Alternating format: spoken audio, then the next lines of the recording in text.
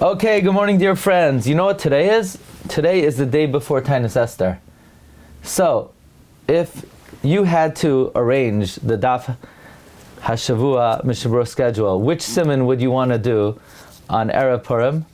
Probably Kuf Chav Zayin, right? Keneged Vayihi b'mei Achashverosh hu Achashverosh hamelech medrika sheva v'esrumeya medina. So we're doing Siman Kuf Chaf Zayin in honor of Purim Haba Aleinu L'Taiva. Now, what is your main job today? Your main job today is you might be seeing people, speaking to people, contacting people. I'm sure you message people, you send them text messages, WhatsApps, whoever you know, or even people you don't know. You need to be contacting them and letting them know Monday morning at 9 o'clock we're starting Chelek Beis. Tell them how to log on. You're saving their life. Otherwise, they're going to go around.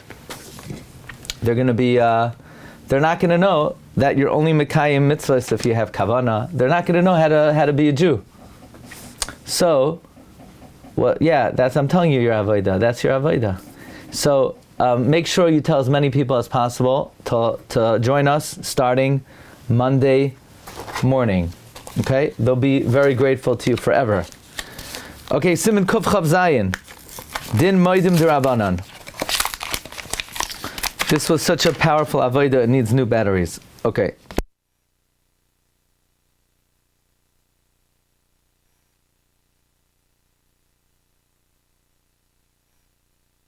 Modim D'Rabbanan. Kishiagia Shiltu L'Modim. When the shots gets up to Modim, Shoichin Imai Hatzibor, the Tzibor bows with him. V'lo yishchu yoiser midai. They shouldn't bow too much. V'oimrim moidim anachnu lach sha'ata hu Hashem Elokei kol basar. Chulu v'choisem baruch kel hahoida ois b'loy hazkaras Hashem.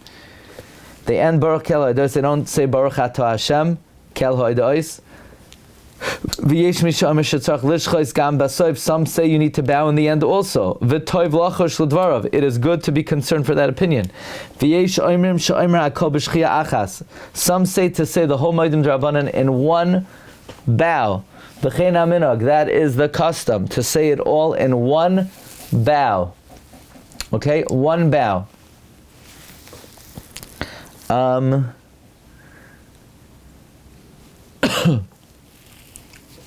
Says the Mishnah Berura,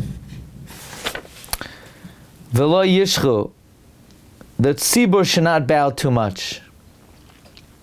Hainu at tzibur, linyan shel tzibur gufa, regarding the shots, v'vadei lo yodav mishar mitzvah, he's not better than anyone else. The pasuk of Machabel El Siman Kuf Yud Gimel Sivhei, to lo yishcha harbe ayin sham. What does it mean, lo yishcha yoiser midai? Apparently, some would bow excessively. So the Mechaber needs to encourage or warn not to bow excessively. You should bow like all other bowings. Siman Kig,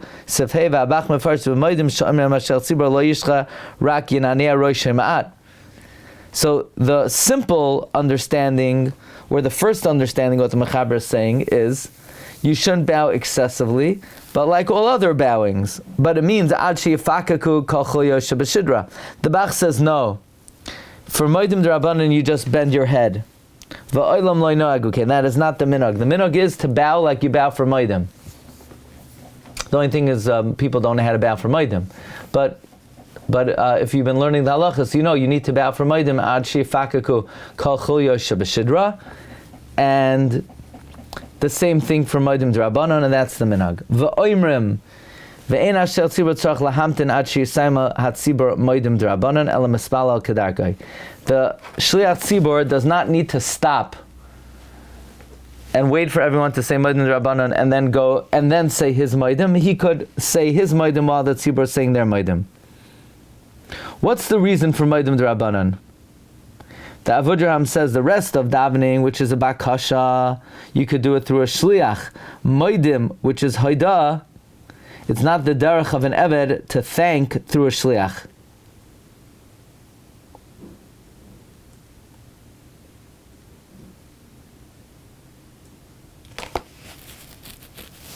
Also, if you're in shul and you're not davening with them,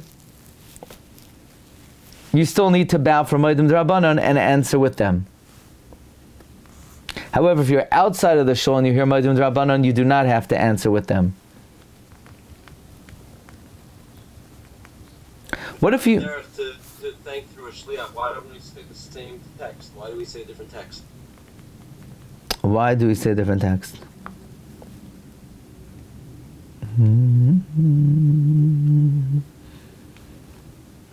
You already said the first one. You know? That one you already said.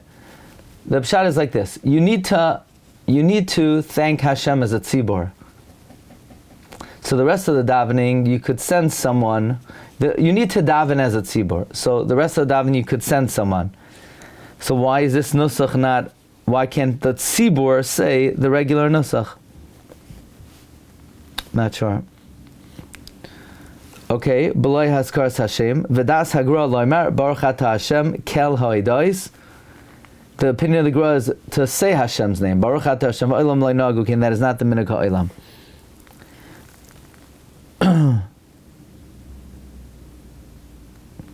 Okay, what if you hear someone say Modim D'Rabbanan? So Rabbi Yosef Chaim Sonnenfeld writes in a tshuva, you should answer Amen. But it's not clear that there's a chiyuv to answer Amen to Modim D'Rabbanan. Now, the Rama says, some say it should be B'shchia Achas, V'habach Kasa B'Shem Rashal. The Bach says the name of the Rashal, Sheyizkoif Ma'at Kishoimer Hashem, Ad Soifoi V'oz Yichra. You should stand erect when you get up to Hashem's name until the end, and then you bow. Ad kan l'shen va'olam noigin k'moshe kasav Rama. The minhag ha'olam is to remain bowed for the entire Modim D'Rabbanan. V'ayin b'bir halacha. So that's very interesting. The conclusion of the Mishnah Berura is the correct way to say Modim D'Rabbanan is in one bow. You should be bowing the entire time. Basically, the way that most people say Modim D'Rabbanan is for sure wrong. Most people just bow in the beginning. The Ramah says, and the Mishnah Berura concurs, you remain bowing for the whole thing. The other option is to bow again at the end. There is no option of just bowing in the beginning. So let's see, why don't we do what the Mishnah Berura says is the minhag ha'olam?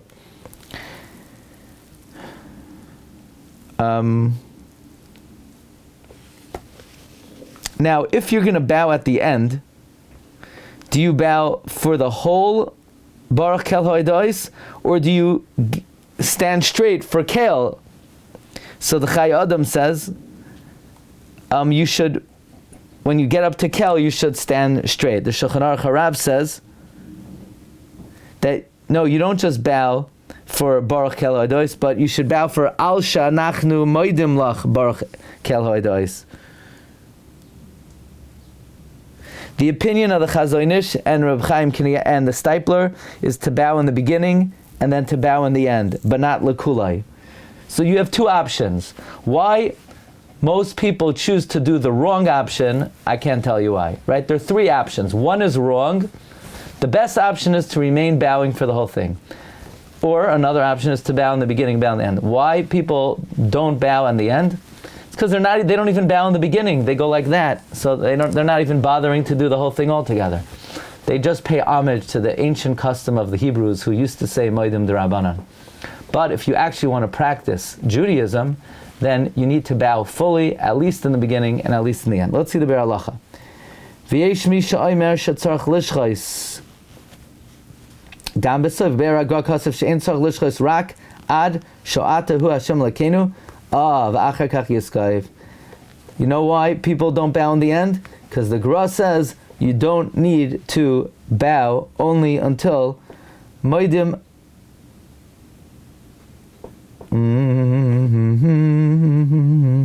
Meaning, the Mechaber said,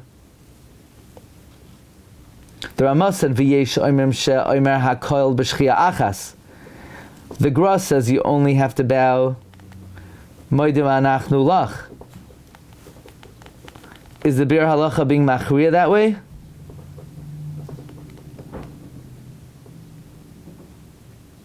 I would say not. The Mishnah Berura says, Ha'olam noyagin k'may shekasav Rama. So the Mishnah Berura seems to be siding that you should bow for the whole thing. The Bach, the Rashal, the Chazonish, the Stipler, bowed in the beginning, bowed in the end. The Gra only bowed in the beginning. So if you're a Granik, then you bow in the beginning. What? The girl also said Hashem's name. You expect people to do everything the Gra, so you want people to be consistent also? I mean, how much do you want people to do?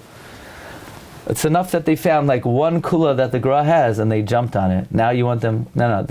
They haven't followed one thing the Gra said since the beginning of Chelak Aleph of the Mishnah Berura, because this is the first leniency the Gra has. We finally found one leniency of the Gra. What is the better practice?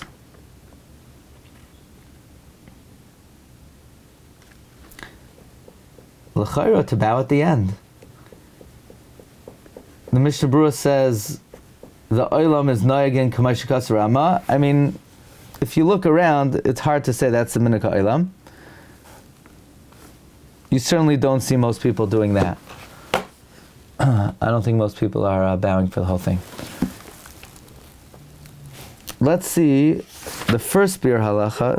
If the bearer halacha and the Mishnah Berura come to different conclusions.